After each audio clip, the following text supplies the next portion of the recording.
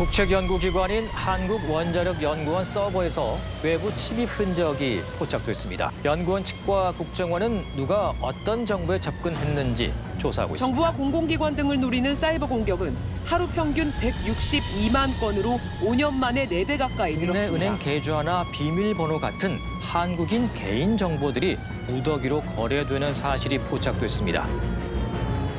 하루가 멀다 하고 벌어지는 해킹 공격과 개인정보 유출. 이를 막기 위한 보안 프로그램 개발. 대한민국은 사이버 전쟁 중입니다. 하지만 우리가 가진 백신 방패는 곳곳에서 구멍이 뚫리고 있습니다. 해킹의 대상은 개인정보를 넘어 정부, 공공기관, 기업의 핵심 정보로 확산되고 있습니다. 정보기술 대국이라는 대한민국의 데이터 보안은 안전한 걸까요?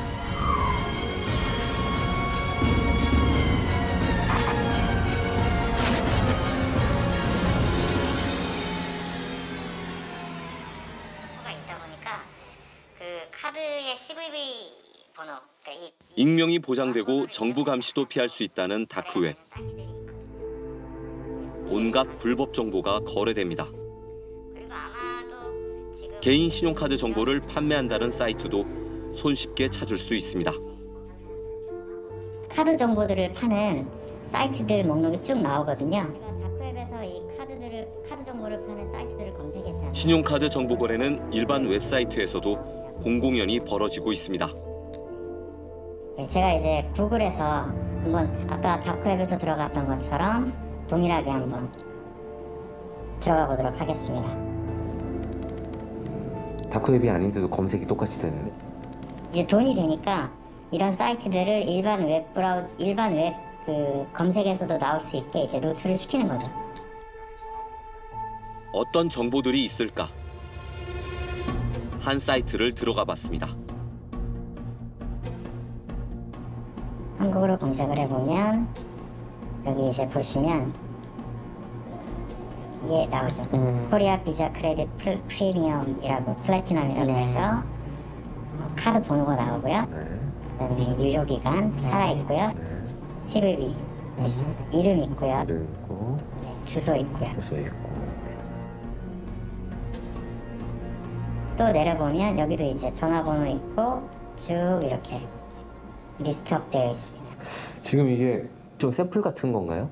네, 일종의 샘플로 올려놓은 거고요. 사실은 이거보다 훨씬 더 양이 더 많은, 그러니까 이제 저희가 이제 덤프라고 하는데요. 그 덤프를 이제 사고 파는 거죠. 한국 카드 한 장에 뭐 한 5불 정도 해요.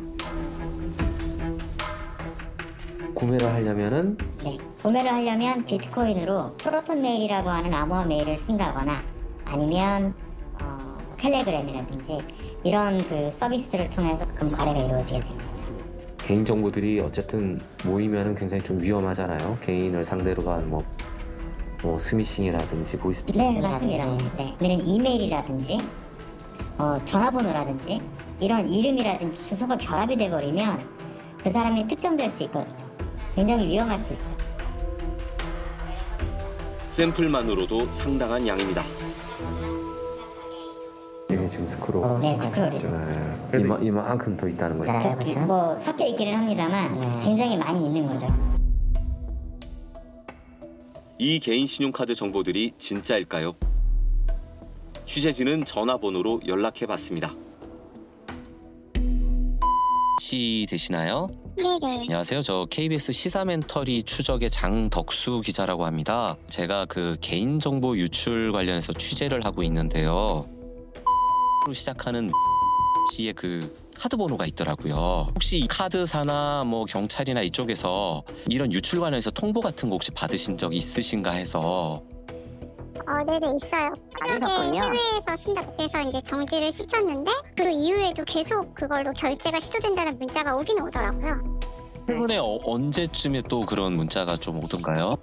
한 1~2주 된 것 같은데. 주소가 신가요? 네 맞아요. 피해자는 자신의 정보가 어디에서 유출됐는지 전혀 모른다고 했습니다. 연락처 네네. 있고 생년월일까지 있어서 이게 어디서 유출이 됐을 가능성이 있다고 생각해 보신 적은 있으세요? 전혀 없어요. 근데 요새 뭐 그냥 뭐 그런 등록을 많이 하고 쓰니까 카드 같은 거를 그런 거 외에는 딱히 뭐 제가 뭐 해외를 나간 적이 있는 것도 아니고 카드를 잃어버린 적이 있는 것도 아니고 그렇긴 하거든요. 다른 사례도 비슷했습니다. 계시는 선생님 맞으시죠? 혹시 카드 번호가 맞으십니까? 예. 카드사로부터 이렇게 선생님 정보가 이렇게 유출된 것 같다 이런 연락을 받으신 적이 좀 있으신가요? 해외에서 사용됐다는 연락 받았죠. 구매 사이트 같은 경우에는 거진 다 해킹 당했거든요. 큰 사이트 같은 거 있잖아, 아마존 이런 게 그런 거에 다 해킹 당해가지고. 일반 사이트에서조차 개인정보 검색이 쉽다는 건 그만큼 기업 해킹을 통해 막대한 양의 개인정보가 새어나가고 있다는 얘기입니다. 개인정보 중에 이메일이라든지 이런 것들을 요구를 많이 하잖아요. 온라인 쇼핑이라든지 이런 쪽들, 그리고 이제 해외 사이트들, 해외 직구 사이트들 이런 데들이 상대적으로 보안이 그렇게 세다고 볼 수는 없어요.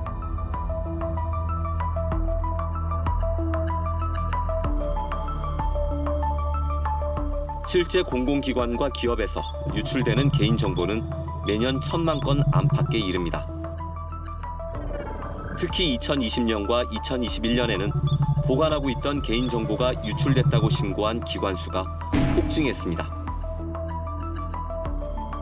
해커들의 공격은 단순 개인정보를 넘어 기관, 기업의 내부 정보까지 확산되는 추세입니다. 일반적으로 개인에 대한 공격이 현재는 기업에 대한 공격으로 타겟이 바뀌었습니다. 해커의 비즈니스 모델 자체가 이제 기업이 됐죠. 한편에서는 우리나라가 IT가 항상 제일 먼저 이렇게 전개되다 보니까 한국이 어떻게 보면 그들의 어떤 상징적 표적이 된 면도 분명히 있습니다. 북한에 의한 공격은 공공기관에 집중되어 있고 기업에 대한 것은 세계적인 해커들이 대부분 다 한국에 한 번씩은 찔러본다는 경향성이 좀 존재하지요. 기관, 기업마다 앞다퉈 내부 데이터를 보호하기 위해 방호벽을 2중, 3중으로 치고 있는데 왜 번번이 해킹에 뚫릴까?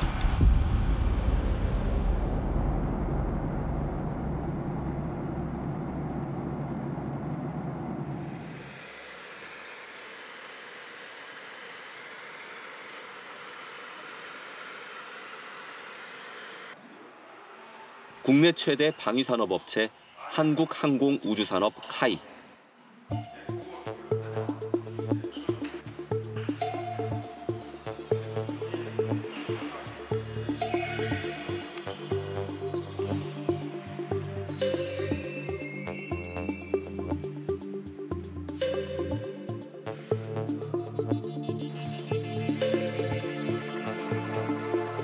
본사 정보보안 통제실 스크린에 해킹 위협이 실시간으로 표시됩니다.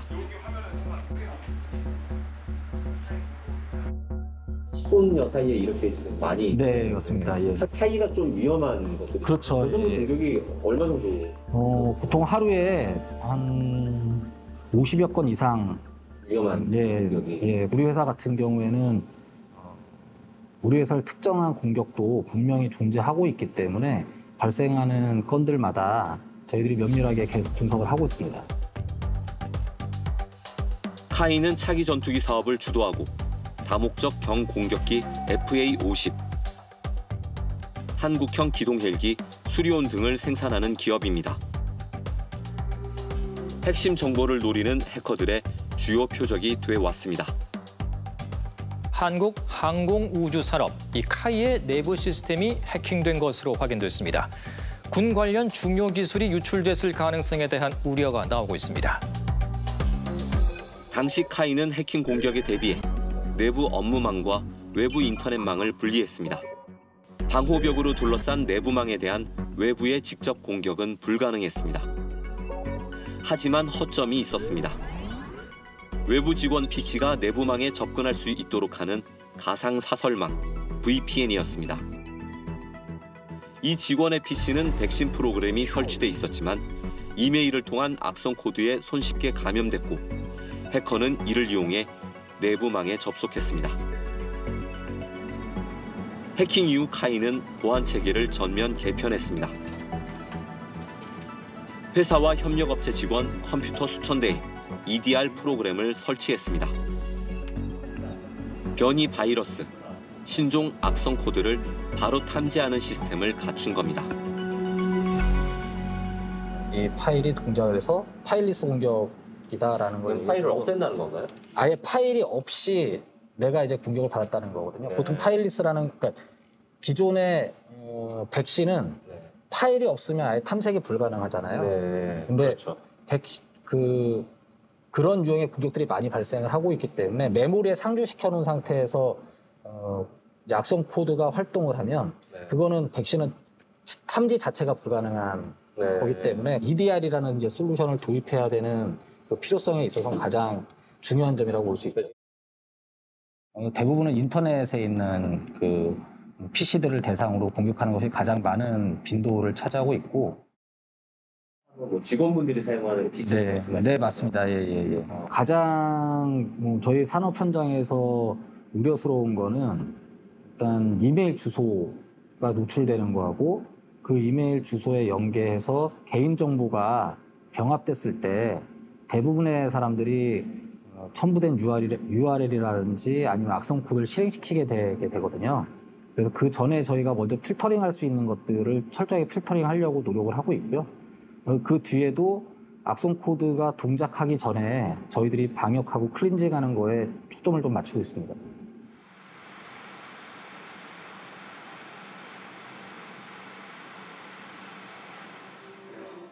그렇다면 EDR은 어떤 식으로 해킹을 차단할까?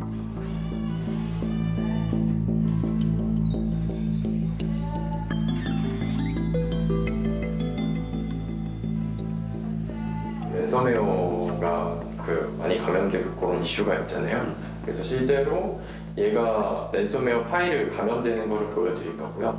그리고 기존에 아마 대부분 이제 백신은 사용하고 계실 텐데 백신은 이제 시그니처 기반이다 보니까 이게 시그니처 기반이라는 게 뭔가요? 그러니까 이 파일마다 보유값이 가지고 있는데요. 그걸 파일 해시 값이라고 해요. 네. 악성 파일들도 다 이제 그 각자마다 해시 값을 가지고 있는데, 그 악성 파일들의 해시 값을 모아서 이제 DB 형태로 만들어서 보안 솔루션에서 이제 그거랑 똑같은 게 들어오면 바로 차단하겠다. 이제 그런 기반을 시그니처 기반이라고 하거든요. 그럼 보시죠. 네. 그래서 저희가 오늘 준비한 그 샘플은 워너크라이 랜섬웨어. 워너크라이. 네네. 유명한 거죠. 2017년에. 그렇죠. 전 세계적으로 유명했던. 네. 일단 얘의 지금 현재 해시값을 보게 되면 그 바이러스 토탈이라는 사이트에서 이제 국내외 백신사들이 다 여기에 가입돼 있는 거예요. 여기서 한번 조회를 한번 해보면 워너크라이 랜섬웨어라는 것을 보실 수 있죠. 악성이다라는 걸 보여주고 있고요. 근데 이거를 이제 제가 요 해시 값을 변화시킬 건데요. 이름만 바뀌는 겁니까? 내용이 뭐 띄어쓰기 한 글자, 아니면 글자 치환 그런 것만 하더라도 바로 이제 이 파일의 해시 값은 바뀌는 거거든요. 그래서 제가 이 내용을 좀 그냥 임의로 추가를 하게 될 겁니다. 워너크라이 파일 안에 지금 저런 게 그냥 들어간 거죠.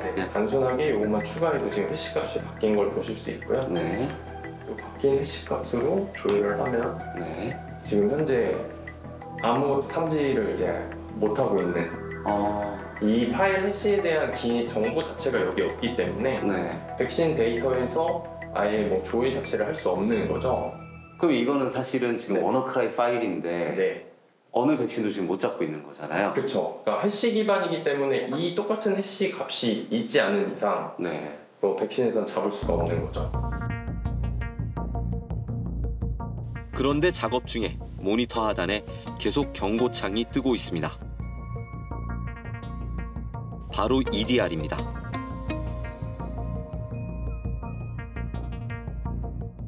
지금 좀 보시면 알람이 뭐 20개 이상 쭈루룩 넘어가고 있는 걸 보고 계십니다. 아, 지금 파일명이 워너 크립, 워너 디크립터, 이게 이제 그건 거죠? 네, 이게 실제로 엑셀 요 파일을 실행하면 뒤에 후속적으로 떨어지는 파일명이거든요. 네. 그래서 여기 보시면 이제 감염이 실제로 문서들이 감염이 되고 랜섬 노트라고 해서 이제 너 바탕화면에 이제 감염됐다. 그리고 실제로 뭐 비트코인 어디로 보내라 라는 식으로 실제 감염된 거를 지금 이 프로그램은 이 아까 전에 그걸 계속 지금 감염을 캐치하고 있는 상태였던 거죠? 네. 그렇죠? 동적 분석을 한다든지 이 파일을 실제로 실행해서 얘가 이제 1년에 뭐 랜섬웨어 행위를 하는 등의 뭐 이런 그러니까 악성 행위하는 것 자체를 이제 탐지한다든지 아니면 얘 뭐 AI 학습을 통해서 요 뭐 패턴이라든지 이런 게 좀 다르다 정상 파일과. EDR 프로그램을 설치하면 PC와 같은 단말 단계에서 악성 코드의 위협을 실시간으로 감지해 대응할 수 있다는 겁니다. 특히 한 번 뚫리면 막대한 피해를 입게 되는 랜섬웨어 공격에 대비해 이 EDR 프로그램을 도입하는 기관과 기업들이 늘고 있습니다. 재택근무가 회사에 연결할 수 있는 채널이 되다 보니까 이제 취약점이 회사가 아니라 재택근무자를 통해서 들어갈 수 있는 길이 열렸잖아요. 지난번에 뭐 VPN에 뚫리는 것처럼 이제 그런 일들이 채널이 생기다 보니까 사실은 뭐 공격자 입장에서는 모든 가능한 방법을 찾는 입장이다 보니까 재택근무되면서 확실하게 공격 면이 넓어진 건 사실이죠.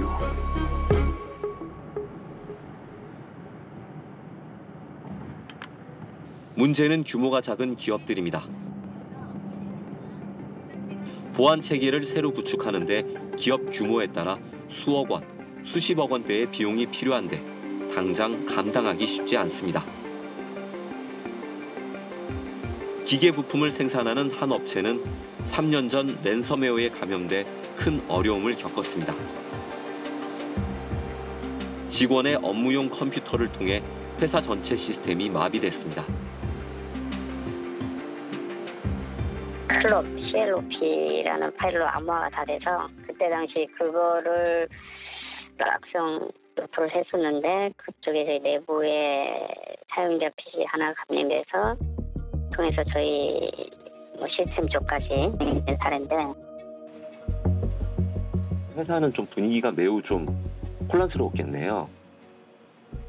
마비였죠. 업무가 마비였죠. 생산과 계약에 필요한 주요 자료를 날릴 수도 있는 상황.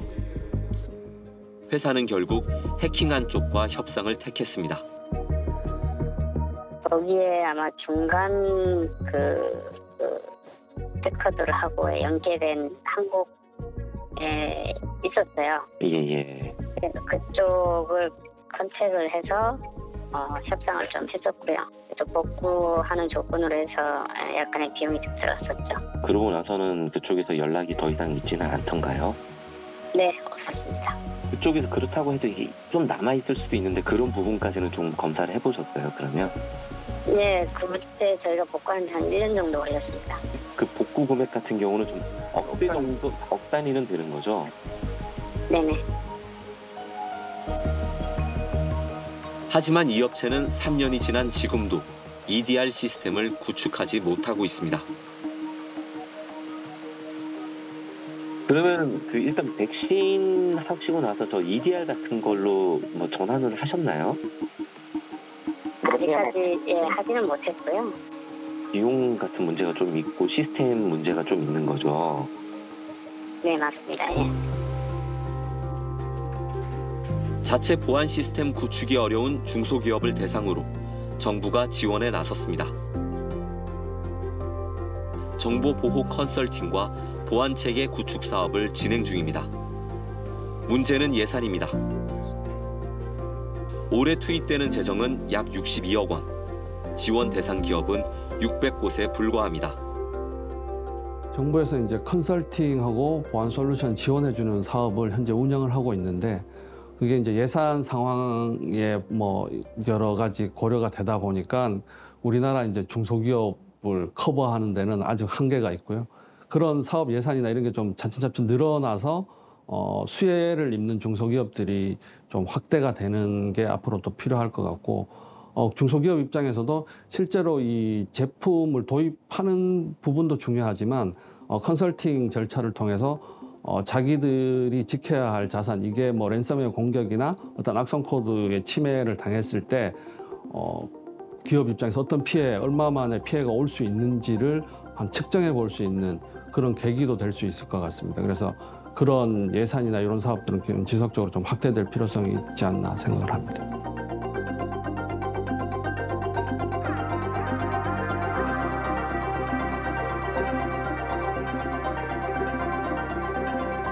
데이터가 곧 경쟁력인 디지털 시대.